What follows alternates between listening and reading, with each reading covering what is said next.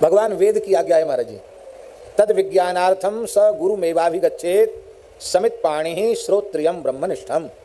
भगवान वेद की आज्ञा है, तद विज्ञानार्थम, उस भगवत तत्व के विज्ञान, विज्ञान का अर्थ है अपरोक्ष अनुभव, प्रत्यक्ष अनुभूति के लिए उस परात्पर पर तत्व पर ब्रह्म तत्व की, श्री राम तत्व श्री कृष्ण तत्व की अपरोक्ष अनुभूति के लिए सदगुरु का पादाश्रय ग्रहण करना चाहिए, सदगुरु की शरण लेनी चाहिए। माने दीक्षा का प्रयोजन ही है भगवत प्राप्ति, इसलिए गुरु पादाश्रय ग्रहण करना चाहिए। समित पाणी ही, हाथ में समिधा लेकर के और गुरु जी को अर्पित करना चाहिए। गुरु कैसे होने चाहिए? गुरु का लक्षण भी वेद में लिखा है, श्रोत्रिय होना चाहिए और ब्रह्मनिष्ठ होना चाहिए। श्रोत्रिय ब्रह्मनिष्ठ होना चाहिए। सरलार्थ है श्रोत्रिय का, वेदादि शास्त्रों के ज्ञान से युक्त होना चाहिए। वेदादि शास्त्रों का ज्ञान इसलिए होना चाहिए कि धर्म विषयक कोई प्रश्न जिज्ञासा शिष्य के मन में उत्पन्न हुई और शास्त्रों का सम्यक बोध नहीं होगा तो शिष्य के संदेह की निवृत्ति वह कैसे करेगा? इसलिए वह श्रोत्रिय होना चाहिए। श्रोत्रिय का अर्थ विप्र कुलोत्पन्न भी होता है और श्रोत्रिय माने शास्त्रज्ञ भी होता है, माने दोनों लक्षण, विप्र कुलोत्पन्न शास्त्रज्ञ होना चाहिए और लक्षण है ब्रह्मनिष्ठम, ब्रह्मनिष्ठ होना चाहिए। केवल शास्त्रज्ञ होगा तो शंका का समाधान तो कर देगा, लेकिन भगवत तत्व की अनुभूति नहीं करा पाएगा।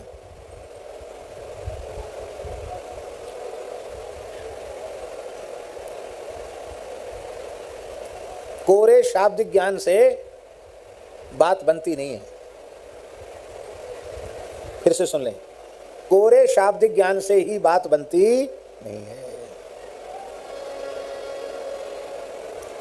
संत कबीरदास जी की वाणी है, तेरी मेरी कैसे बने, तेरी मेरी कैसे बने। हमारी तुम्हारी कैसे बनेगी? क्यों? तू कहता कागज की लेखी, मैं कहता निज नैनन देखी। तू कहता कागज की लेखी, मैं कहता निज नैनन देखी। इसलिए तेरी मेरी कैसे बने। शास्त्रज्ञ भी होना चाहिए और अनुभव ज्ञान संपन्न भी होना चाहिए। भगवत भक्त होना चाहिए, अनुरागी होना चाहिए, भगवान की अनुभूति से युक्त होना चाहिए। दो लक्षण। इसलिए कल हमने चर्चा की थी, गुरु पादाश्रय ग्रहण करने में बहुत हड़बड़ी नहीं करनी चाहिए। जिस किसी भी महापुरुष के प्रति आपके चित्त में अगाध श्रद्धा उत्पन्न हो जाए, पहले उन महापुरुष का संग करना चाहिए, सत्संग करना चाहिए, उनकी वाणी को मूल मंत्र मान करके तदनुरूप अपने जीवन का निर्माण करना चाहिए।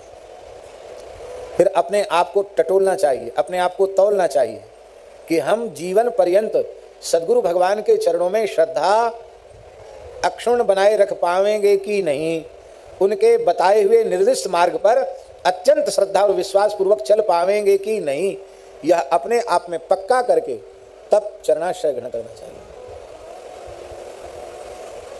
एक कहावत है माता जी, गुरु करे जान और पानी पिए छान। हमारा जी इसमें एक विशेष बात है, गुरु करे जान और पानी पिए छान। गुरु जी को जान कर करे तो गुरु तत्व का बोध ही शिष्य को हो जाएगा, तो वो शिष्य कहाँ रह जाएगा, तो गुरु ही हो जाएगा। नहीं आई बात समझ में? ब्रह्मविद ब्रह्मैव भवति, ब्रह्मवेत्ता ब्रह्म के तुल्य हो जाता है। गुरु तत्व को ठीक से समझने वाला गुरुत्व से युक्त हो जाता है। एक अच्छे अनुभवी संत ने दास को बताया कि गुरु करे, गुरु अवश्य करे, क्या? जान, अपनी श्रद्धा को जान के, अपने विश्वास को जान के टटोल के तब करे, कि कहीं ऐसा तो नहीं कि अभी हाल फूल में हमारे मन में आ गया, बाद में फिर जैसी आ रहा है, ऐसा तो नहीं। हाँ, क्या कहना। संत श्री कबीरदास जी कह रहे हैं, सात समुंदर मसी करो सुर तरु कलम बनाय, सब धरती कागज करूं गुरु गुण लिखा न जाए। आजकल तो महाराज जी चेलों को शिकायत रहती है, गृहस्थी नहीं विरक्तों को भी शिकायत रहती है, गुरु जी ने हमको क्या दिया। अरे मूर्खाधिराज, महामंत्र भगवान नाम श्री राम तारक सुना दिया, भगवान नाम से श्रेष्ठ कोई वस्तु है क्या? इसका मतलब है तुमने समर्पण ही नहीं किया। राम नाम के पट तरे देवे को कछु नाहि, क्या ले गुरु संतोषिए हौस रही मनमा। अविद्या की निवृत्ति के लिए, माया की निवृत्ति के लिए